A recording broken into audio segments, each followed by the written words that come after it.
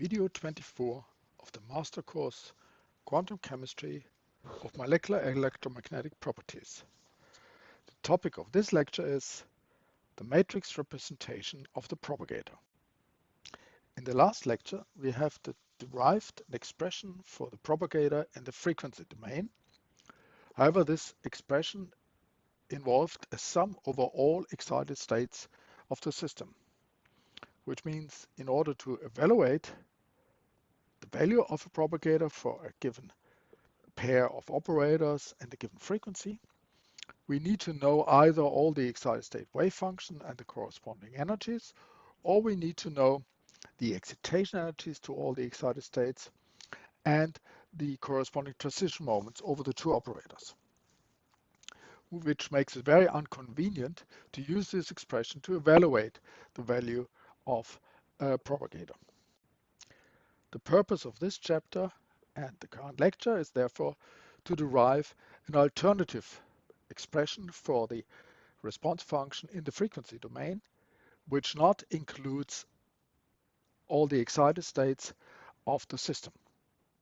We will end up with an expression for the evaluation of which we only need to know the ground state or one particular state of the system, which we call the reference state. In order to start this rather lengthy derivation, we will go back to our linear response function in the time domain and derive an equation for the time derivative of this response function in the time domain. So here we have our response function, which gives us the linear response of the expectation value of an operator P to a perturbation which interacts with the system with the operator O, which, please note here, is in the interaction picture. That was sort of the definition of the linear response function in the time domain. And we're going to take now the time derivative multiplied by h bar of this linear response function. Now you should remember the linear response function in the time domain is given as the Heaviside step function divided by h bar, and then an expectation value over the state we're looking at. Let's assume here this is the ground state. It doesn't have to be, but it's the ground state. And then a commutator of our property operator and of this interaction operator, again here in the interaction picture.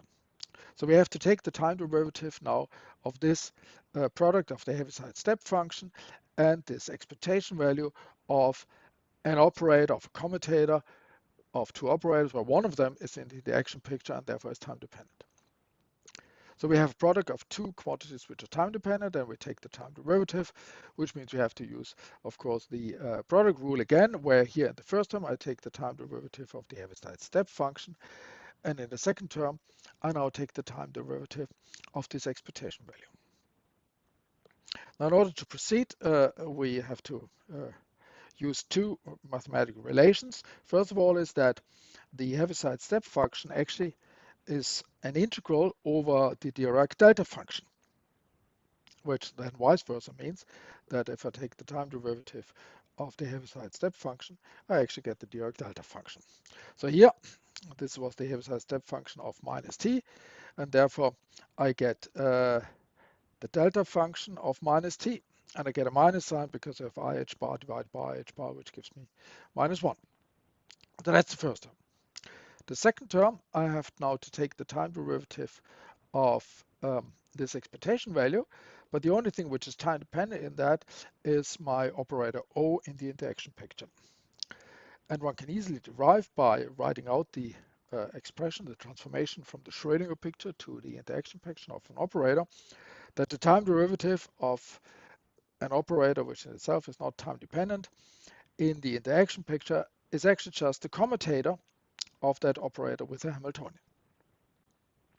So here I get the commutator of this operator with a Hamiltonian, and I have interchanged the two one, which gives me a minus sign, so I've turned the commutator around, which gives me an extra minus sign.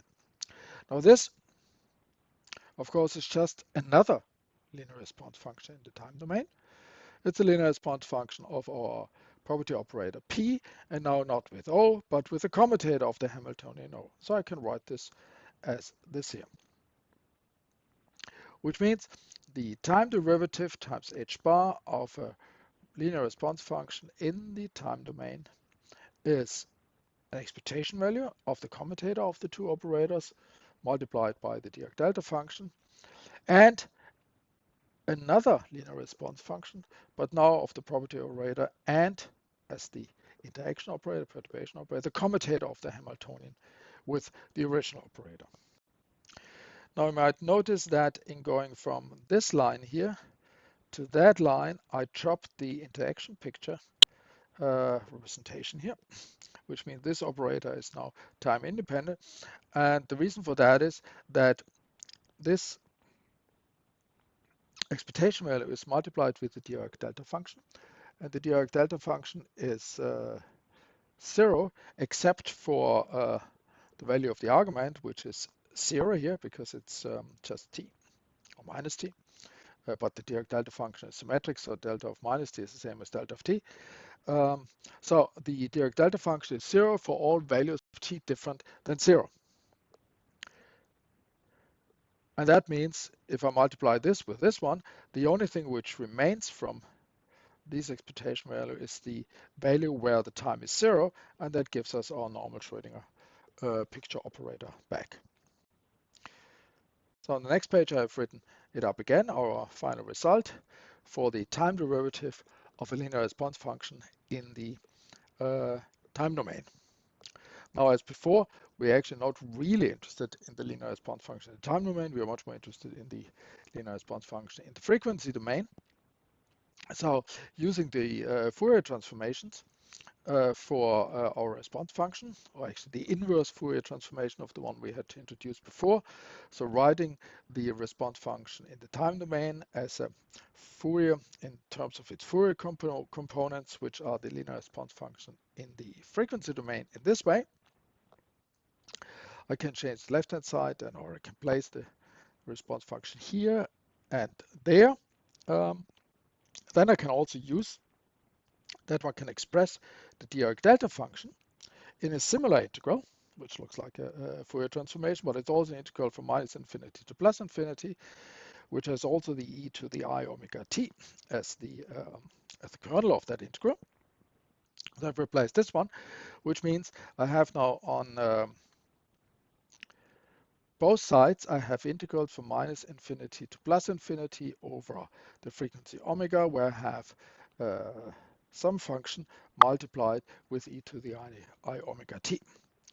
But before I remove that, the thing what I want to do is, on the left-hand side, I still have the time derivative of my linear response function, which means I have the time derivative of this term. But that's an integral over frequency, so I can interchange the time derivative and the integration over frequency. So I come in with the time derivative in here. That linear response function in the frequency domain does not depend on time, but of course e to the I omega t depends on time. And taking the derivative with respect to t of this one just gives us I omega, which means that in the frequency domain, after I removed the integrals and got rid of the I omega t by multiplying both sides with I to the minus e to the minus I omega t, I end up with this as my result for the what is called the equation of motion in the frequency domain. It's called the equation of motion because in general, any equation which where I have the time derivative of some property being equal to what it is called an equation of motion. So here we have the equation of motion, but now transformed to the frequency domain. And we can see that we have a relation between a particular response function, linear response function, polarization propagator, of our property operator P and the operator O representing the interaction of our system with the perturbation. That this multiplied by the frequency of our perturbation, and h bar, is actually the same as the expectation value of the commutator of the two operators and another linear response function, but more complicated one, whereas the perturbation operator I don't have O now, but I have the commutator of the Hamiltonian with O. Now in the next few slides, I will show you that I actually could have derived this expression here instead of going via the time derivative of the linear response function in the time domain, I could also have derived it directly from the sum over states expression of my linear response function or propagator in the frequency domain. Sum over states expression, or what is also called the spectral representation, because it is represented by in terms of all the excited states and the excitation energies here. Now I can use what I'm going to use now is a small mathematical trick, because if I have a term like A times B divided by the sum of two terms C plus D, I can rewrite that in a more, in the first look, more complicated way in terms of two terms, where I have the product of A, B divided by C, and then minus D divided by C, and then again A, B divided by C plus D. So actually, similar as before, I have here one term, and I rewrite it in a bit more complicated form. So if I do that now with this first term here, or the part underneath the summation, we obviously C, that's h bar times the frequency, and D, that's our difference between the ground state energy and the excited state energies, and A and B are the two transition moments. So I can write this now, this term here, as one term where in the denominator I only have the frequency, and one term where I have an extra frequency in the denominator and an extra excitation energy or energy difference in the numerator. In the first term here, but also in the second term, and then collect them afterwards, all the terms where I only have h bar times omega in the denominator, and the ones where I have this more complicated. And obviously I can do that in both terms, not only denominator, which gives me this here. And in the, so here I have the two terms, and I've taken the 1 over h bar omega out of the summation, because I mean it doesn't depend on the states, so I can take it out, and I've done that in both terms here. As a next step, I can realize now that here I have a sum over all excited states. Well, I've included in the original sum, I only had a sum over the excited states, but I've included now also the ground state, because if this is the ground state, then the whole term is 0, so it doesn't matter. I don't change anything by adding the ground state. So I have a sum over all states of the system, which is called the resolution of the identity. This sum over all this state is 1, and you can see, I mean, it's only the states n here in the middle, which depend on n, so I can move the summation actually just in front of this cat here, and therefore I can use the resolution of the identity, which means I can replace this sum over states here in the middle just by 1, which means I get an expectation value of the operator P multiplying on the operator O minus the expectation value where I have interchanged the two, which means I actually have the expectation value of the commutator. And if I swap back to the other term, which still has, of course, the sum over states, and I can't do anything about that. But I have up here, I have the two transition moments multiplied with minus the excitation energy, or the difference of the ground state energy minus the excited state energy. Now, both psi and psi0 and psi-n, of course, are eigenfunctions of the Hamiltonian, and E0 is the eigenvalue of this function of this state, or it's the energy of this state, and therefore it's the eigenvalue of the Hamiltonian with this state, and correspondingly En with this state. And I can make use of that, so I can, in the reverse way, apply the Schrödinger equation, so I can replace E times this state by the Hamiltonian times this state. And I mean, there's a minus sign, so I have two terms. And in the second term, I can replace psi-n times E with psi-n followed by the Hamiltonian.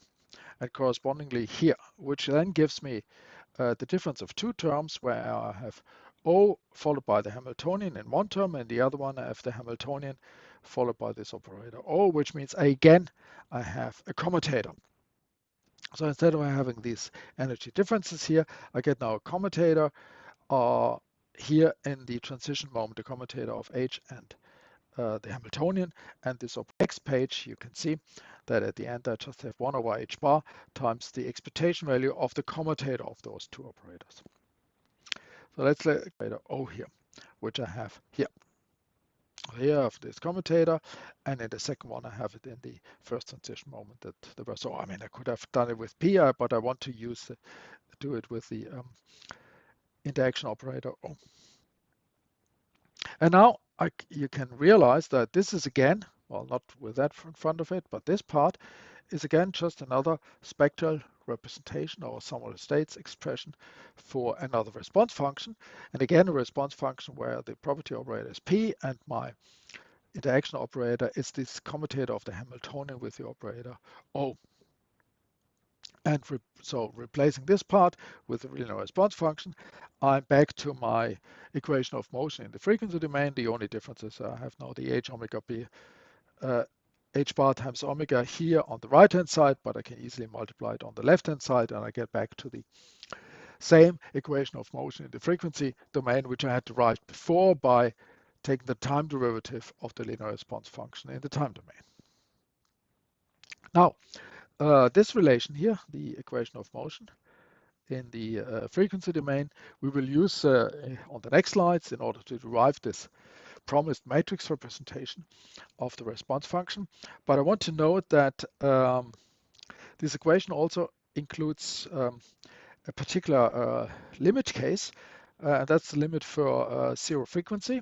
So if I've moved the frequency to the left-hand side and look at the static case, meaning for zero frequency, then of course the left-hand side is 0, which means I get a relation between an expectation value of the commutator of these two operators P and O and a response function of P and the commutator of the operator O with the Hamiltonian.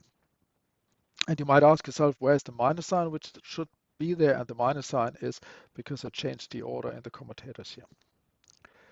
That means that if I can see that the second operator in my linear response function, I actually can rewrite that operator as the commutator of another operator with a Hamiltonian, then I can replace my response function, or then the response function is actually equal to just the ground state expectation value of the commutator of my original operator P and this operator O here,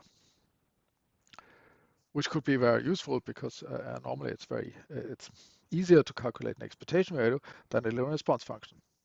What's worse than the other way around, if I, for some reason or another, I would like to have a response function than an expectation value, then this is possible if the operator in my expectation value is actually the commutator of two operators.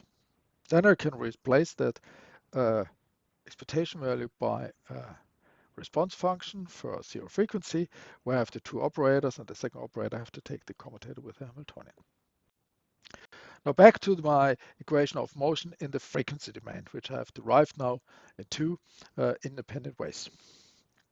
So you can see I can replace a response function by an expectation value and another response function, which is more complicated because the second operator has a commutator of the Hamiltonian with the original second operator.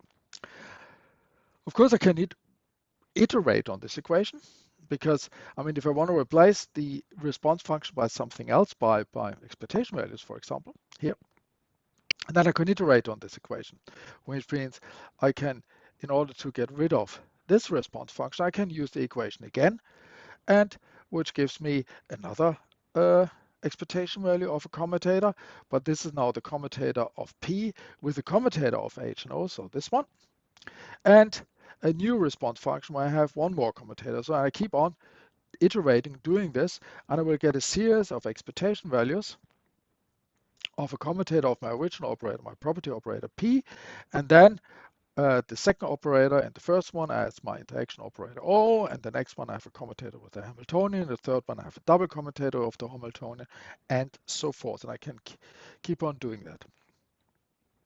And of course, if I would go to infinity, eventually I would get rid of the response function. So I would, this is in a way, it's a series expansion of the response function in the frequency domain in an infinite series of expectation values.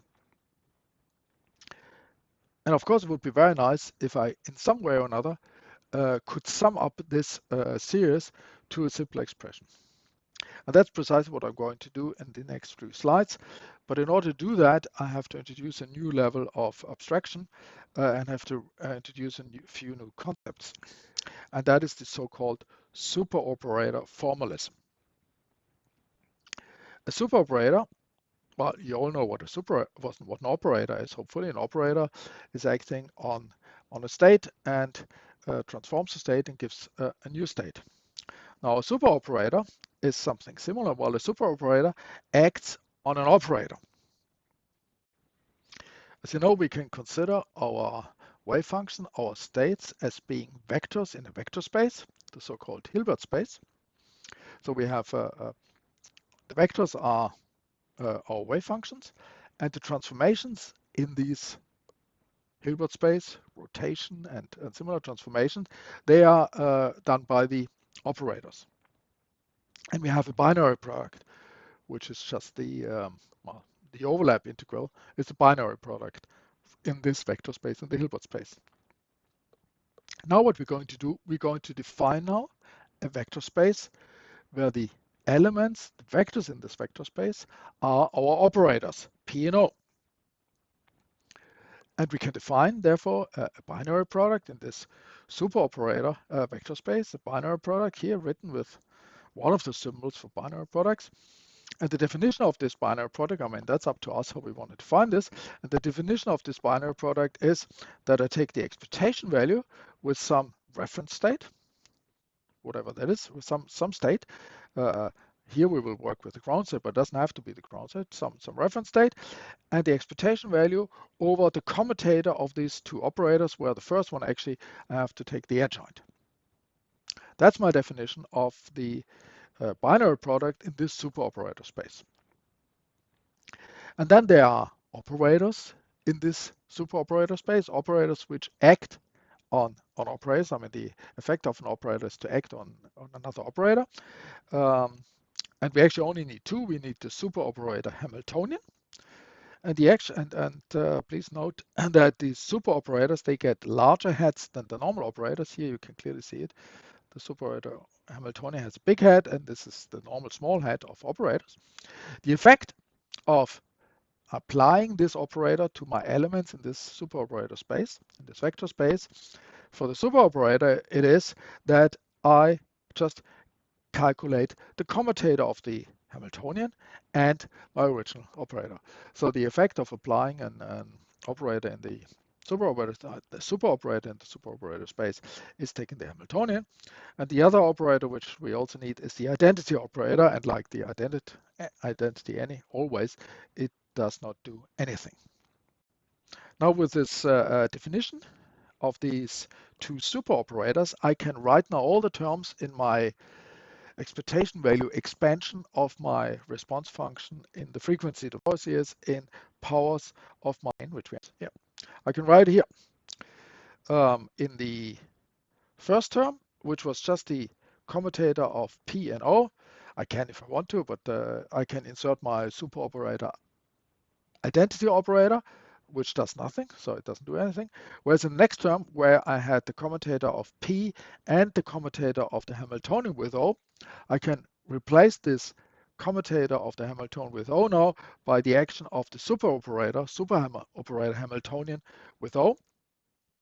And in the next term, where I had the double commutator, meaning a commutator of H with O, and then again the commutator of H with that commutator, I can replace that by the square of my superoperator Hamiltonian, and so forth. So I actually get a power series here. In the next step, I want now introduce my definition of the superoperator binary product. And remember, the superoperator binary product was an expectation value with some reference state, here the ground state, and then the commutator of my original operator, the adjoint of my original operator, and then the second operator. And I actually have here precisely like this. Here I have a commutator of P with now the super operator identity operator applying an O, and here of the super operator Hamiltonian applied to O, and so forth. And I have these expectations. So all of these expectation values I can rewrite in terms of my super operator binary products. I only have to make sure that in the definition of the super operator binary product, I had a adjoint on these. So I have to take the P adjoint in all of those. So my series of expectation values of increasing number of commutators with a Hamiltonian now becomes a series of inner products in the super operator space with my property operator P, and then increasing powers of the super operator Hamiltonian acting on my other operator O. And now it really looks like the series expansion of 1 over 1 minus x, except that now we are in the super operator. All this series expansion by one single inner product where I have my operator P, my operator O, and between them I have now this inverse of the before super operator Hamiltonian base. And so that is what I have on the right hand side. That is the operators I have, my super operators I have in my super operator inner products. And if I sum it up, then this is the power series expansion of the super operator resolvent. I have here h bar omega times the super identity operator minus the super operator Hamiltonian. And therefore I can insert that, I can replace super operator resolvent like this. So instead of having all this series expansion, I have now this single one term. That looks, of course, very smart, but it's just a cosmetic change because the super operator resolvent, of course, that is only defined by its series expansion, similar to the exponential of an operator, which is defined by the series expansion of this exponential. Now the way forward is to replace this super operator resolvent here by a matrix representation of this. And that's a way which is frequently used in quantum mechanics. That one replaces an operator by a matrix representation of this operator. And as long as which means by the matrix where the matrix elements are integrals over these operators in a given basis. Now, as long as this basis is complete, then the effect of this matrix of integrals over the operator in their spaces has the same properties and same eigenvalues as the original operator. So what we need now is, in order to do that here, to find a matrix representation of the super operator resolvent, we need a complete set, a complete basis set. We have to remember that we are in the super operator space, so our elements in this space, our vectors in this space, are operators. Therefore, what we need now, we need a complete set of operators. So where can we find a complete set of operators in this space? Well, the operators which applied to the ground state of our system will generate all the excited states of the system. These operators, and vice versa, so excitation and de-excitation operators, these operators form a complete set. I'm not going to show that, but I will use it in the following. Now, the first thing we're going to do with this complete set of operators is to define a resolution of the identity, which now is the super operator identity. Because if you have a complete set of vectors, as we had just before, we used that, where we used the complete set of states as in order to represent one, the identity. We can do the same here with the set of operators. So we can represent the super operator identity operator by this expression here. Well, this bold H here is all these excitation and de-excitation operators which form the complete set arranged in a column vector, and the transpose then of course is in a row vector. So the first step is now that we use this resolution of the identity. Here in our expression here where we had the superoperator inner product of P and O with the superoperator resolvent. Now if I insert now one here and one there in the form of this way of writing one, the resolution of the superoperator identity, then I get this more complicated expression here where I have an inner product with our property operator P with all the operators, all the excitation and de-excitation operators, and I get here a matrix of superoperator binary products of our superoperator resolvent with two of these operators from the complete set of operators. Now I still have here binary products of the resolvent, which means I still have binary products of the inverse of a superoperator, which essentially I don't know how to calculate. So let's see how I can get rid of that. And let us, as the first thing, in a way, make use of the definition of the superoperator resolvent. I mean, this being the inverse. If we multiply that with the original expression, of course, we should get 1. And here in our superoperator space, we should get the superoperator identity. Now, if I insert this, both sides, into a binary product, then I get the binary product here of this product of the superoperator resolvent with itself. And on the right-hand side, I get this binary product. Again, if I now insert between here my resolution of identity in the superoperator space, which I've done here, I get this expression here, where now I have a superoperator binary product of the superoperator resolvent, which is the one I want to replace. That's the one I want to get rid of. And here I have a corresponding binary product where I have the original superoperator identity operator and superoperator Hamiltonian. Now I can multiply this equation from the right with the inverse of this binary product here.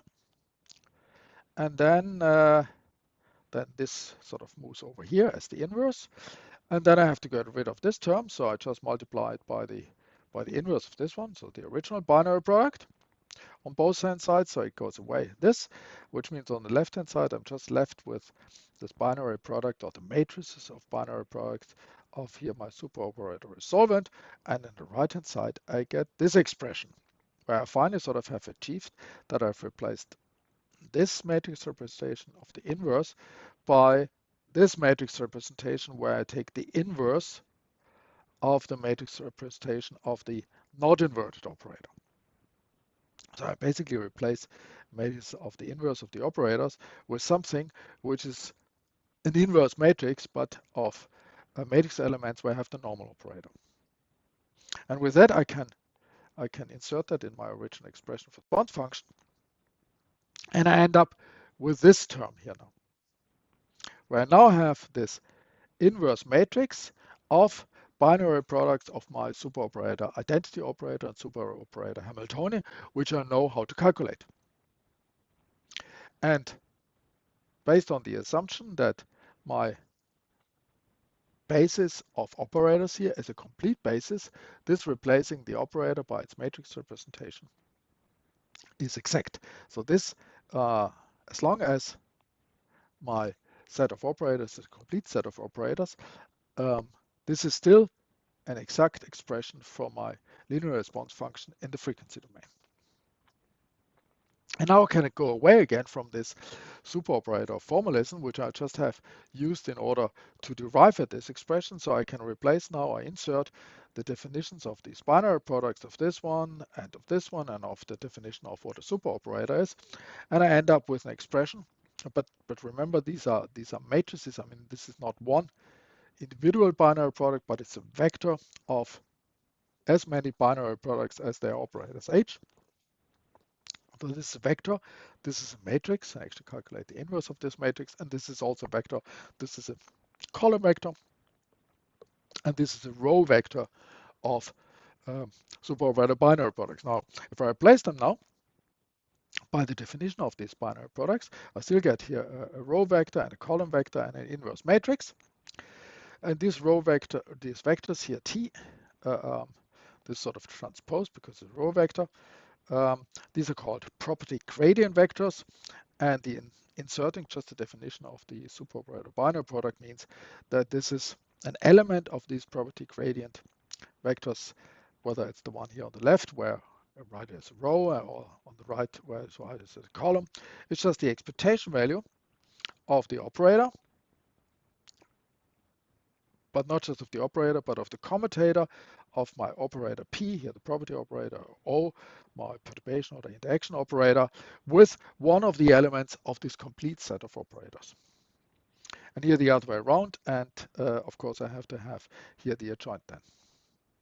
And similarly, the elements here in that matrix, they are, remember that, they are in a superoperator binary product, which means I will have a commutator of this operator and that operator. And remember that the superoperator Hamiltonian gives us another of our response function here in the frequency domain, in this product of vector, a vector here, an inverse matrix, and another vector. We divide them up in two matrices. One E, which is the matrix which has the commutator with a Hamiltonian, which means that in the E matrix, I get here the elements of the E matrix are matrix elements of my reference state, and two of these excitation or de-excitation operators. And in the E, in addition, I have a commutator not only of the two operators, but I have a commutator also with a Hamiltonian.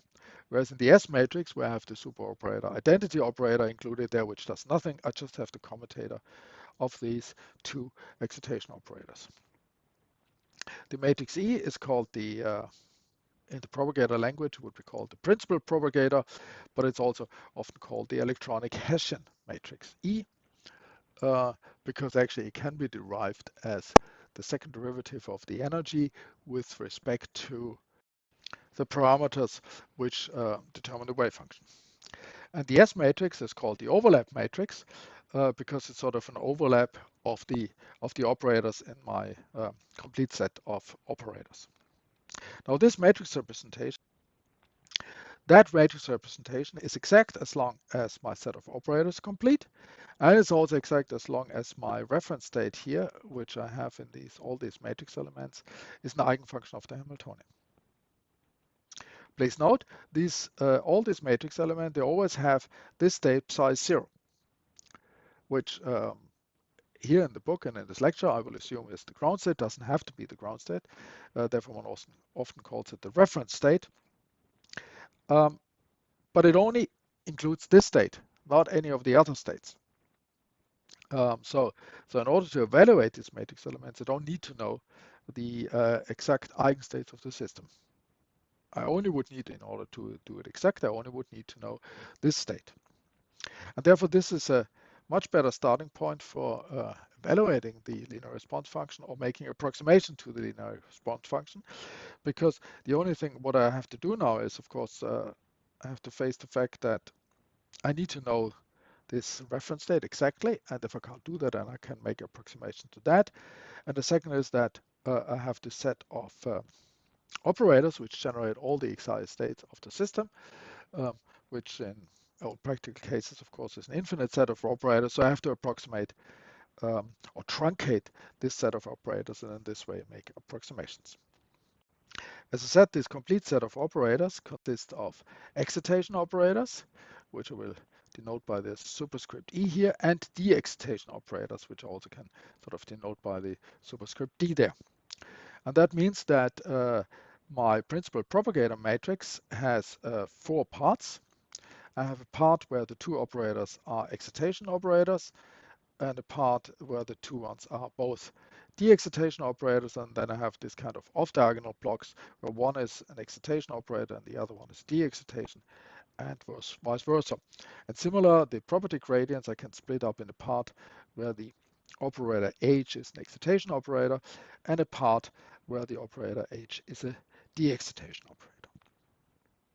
Now this matrix representation of course looks quite different from the spectral representation which we had derived in the last lecture, spectral representation or sum of the states expression for our linear response function in the frequency domain. But we actually can very easily get back to this. We only have to choose a particular set of a particular representation of these operators, of these excitation and de-excitation operators. And if I choose them as state transfer operators here, where the excitation operator is written like this, which clearly if you apply this to the state psi 0, the ground state, then you clearly can see you will get an excited state. And similar here, this is a de-excitation operator. If you apply that to an excited state n, it will be replaced by the ground state. Now, if I use this set of operators, or this representation of my complete set, the first thing we can see is, which you can see easily if you insert it, what we should see is that the off-diagonal blocks vanish. All the matrix elements in the off-diagonal blocks here and there will become 0. So we're only left with the two diagonal blocks, which means I have a block diagonal matrix, and therefore I can write and the inverse of a block diagonal matrix is still the inverse of the two blocks. So I can write that as two terms. One where I just have the excitation block, and the one where I have the de-excitation block. So now I only have to evaluate the matrix elements in these blocks of the principal propagator. And in order to do so, remember that E, that's a expectation value of a double commutator, whereas in S I have the commutator of the two operators. And the second thing you have to remember is that the first operator in these expectation values, which are the matrix elements in these matrices, the first operator, you have to take the adjoint of this. So out of an excitation operator, here I get the adjoint of the excitation operator, which is a de-excitation operator then. So I have here a double commutator, and here I only have written the first part of that commutator. So in principle, I have minus an expectation value where I have to interchange this commutator of the Hamiltonian and the second operator with the first operator, but then I have a de-excitation operator acting on the ground state, and that of course gives 0. And that happens with all these matrix elements here of this commutator between the two excitation operators, and therefore I only have written half of the matrix elements up, only the part of this commutator which survives.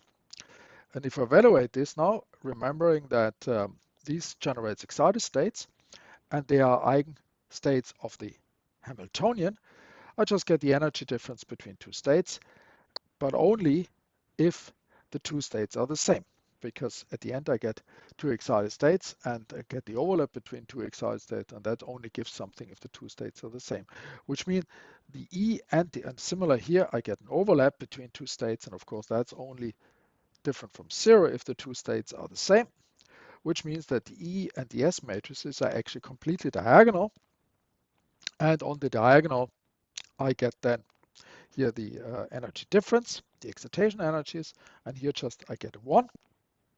And then depending on whether it's EE or DD, I get some change in sign.